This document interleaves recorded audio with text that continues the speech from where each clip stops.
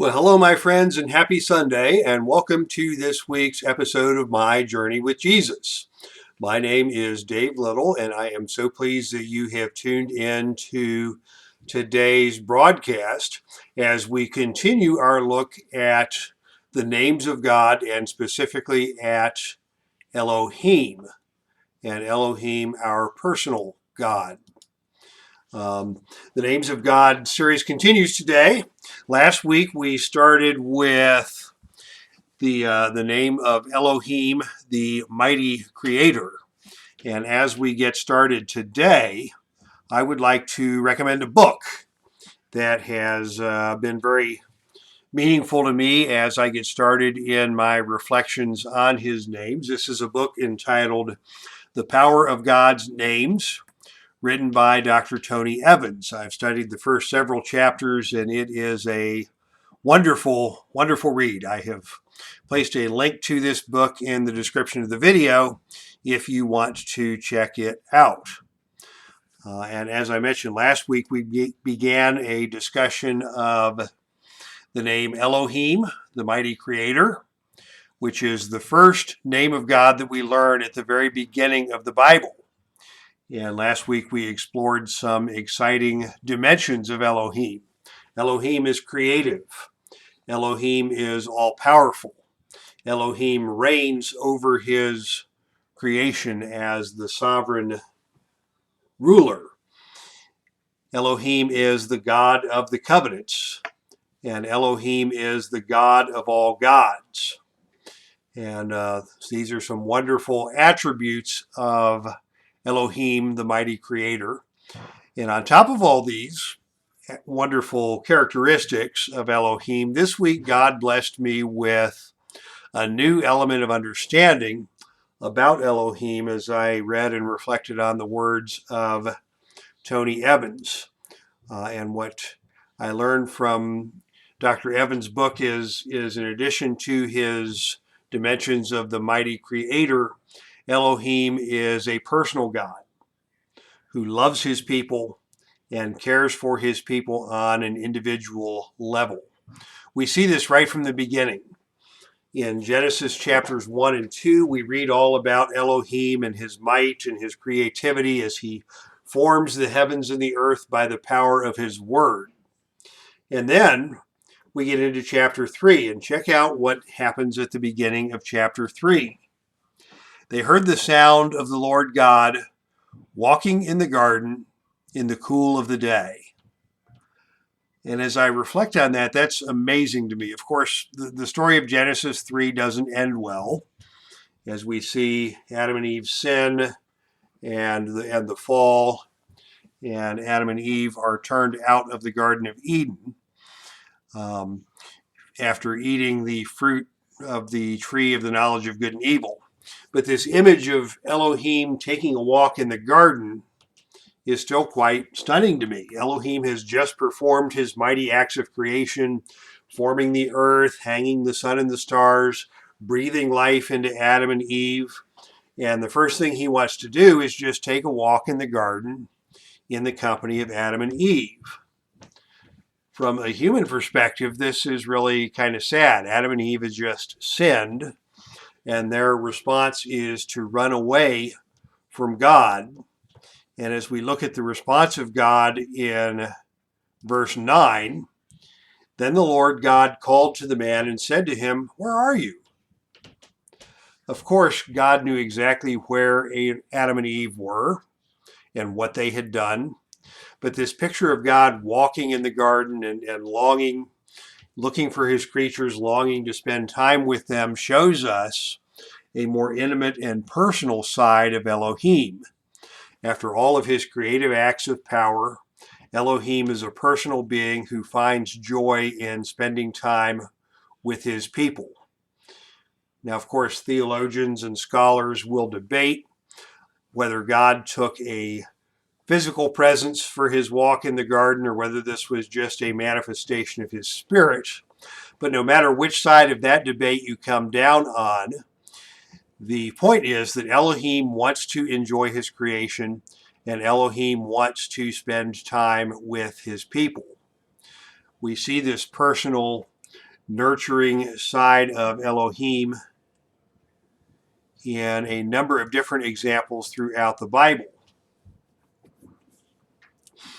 In Genesis 48, Jacob describes Elohim as the God who has been my shepherd all my life to this day.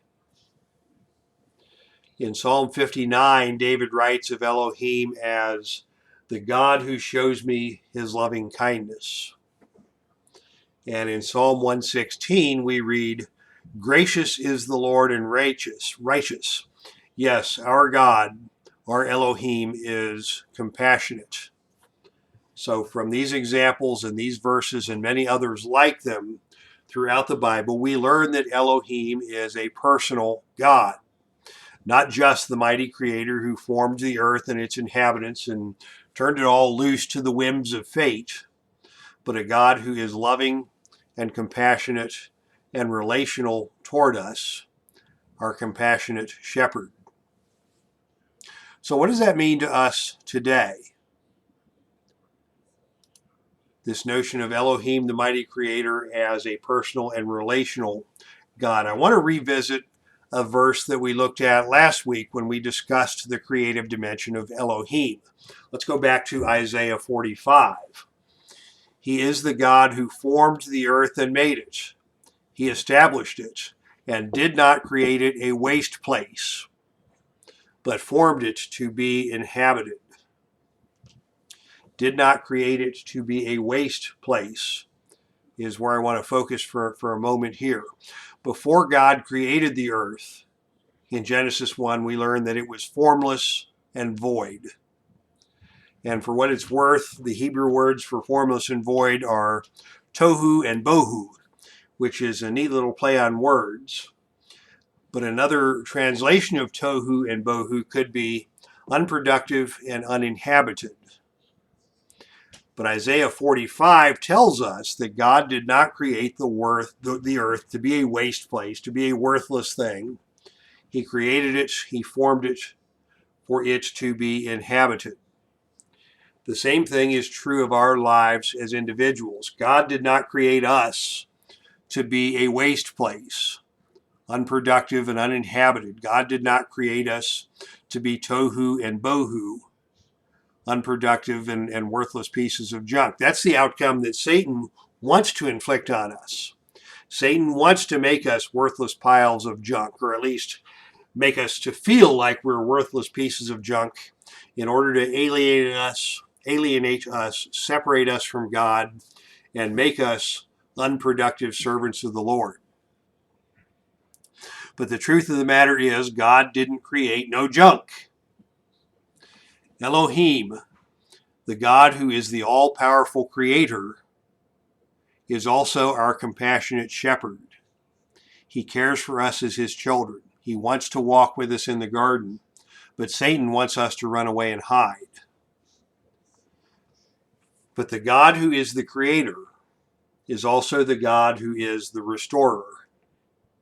God takes what the devil has junked up and he restores it. Elohim is the magnificent combination of mighty and personal. Elohim is able to impact our lives. He can take the tohu and the bohu that we have made of ourselves, the damage that Satan has caused, our self-inflicted wounds, the things that make us feel worthless and unproductive. And through his power, God can heal us. The mighty and personal Elohim can take a mess and turn it into a miracle. And what an inspiring notion that is for our lives today. So to wrap up for today, I am going to finish with a verse from Psalm chapter 8. This has always been a favorite psalm of mine, and I also want to thank Mark Ferguson for bringing this back to my attention and bringing this into the discussion in the video comments last week as we read from Psalm 8. When I consider your heavens, the work of your fingers, the moon and the stars which you have set in place, what is mankind that you're mindful of him? What are human beings that you would care for them? What is man that Elohim, the Creator, would take thought of us? How inspiring and how humbling it is to know that the mighty Creator is also our personal God, and He is intimately concerned about our well-being and infinitely powerful to transform us. And that is where we will wrap things up for today. We've gotten to know Elohim the past couple of weeks, the mighty Creator, and the personal dimensions of Elohim, the Creator and the Restorer, who just wants to walk with us in the garden and fellowship with us in His holiness that He provides. And that is a wonderful thing to reflect on in the coming week. So thank you all for tuning in to today's video. And if you have comments or questions, feel free to leave those in the comments section at the bottom of this video. Thank you to everybody who has checked these out and everybody who has left comments. Those are very encouraging and inspiring to me as I come on the channel from week to week to reflect on what I have learned in my study of the Word and in my journey imperfectly with Jesus as a fallen and sinful man. If you enjoyed this video, please consider giving it a like. When you give this video a like, it doesn't do anything to amplify my ego, at least I hope not. I very rarely look at statistics or anything, but when you give this video a like, it promotes this video and videos like it in the YouTube search algorithms of other users who might be looking for inspiring or reflective devotional videos on the channel from week to week. If you want to hear more from the channel, you can hit the subscribe key down below, the little bell, and you'll get notified whenever new content is posted. And with that, we will wrap things up for today. Look forward to seeing you back next week. And until then, may God bless you all and go in peace.